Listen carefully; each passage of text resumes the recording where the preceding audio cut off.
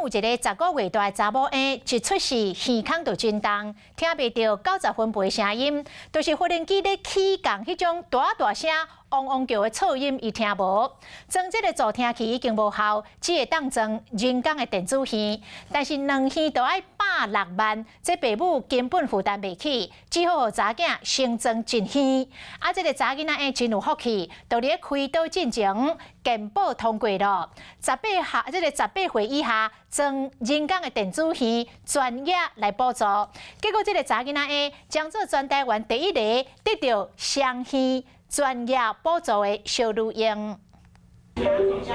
10个月大的查某婴妍妍听到妈妈讲要食饼无，手随紧把饼订条条。对真侪幼囡仔来讲，这是简单的动作，也毋过对妍妍的妈妈来讲，这是上珍贵回应。是新生儿听力筛检，大概出生隔天，其实我们就知道了，当然是很震惊、错愕跟难过。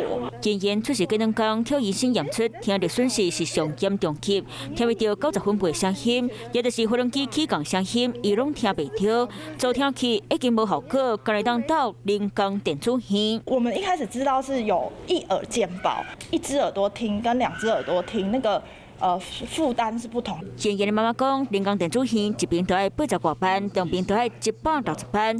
普通双薪家庭手头真红，不过为着囡仔嘛是爱做。出门7月20几刀，想到健保人工电子耳两边补助案，赶伫咧7月7日通过。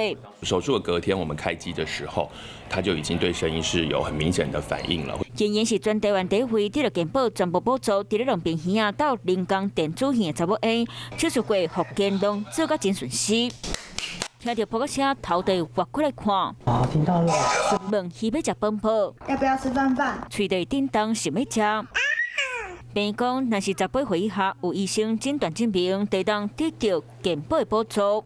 Hello， 我是林仙怡。想要抢先掌握最及时的新闻资讯吗？赶快订阅、按赞、开启小铃铛，锁定华视新闻 YouTube 频道。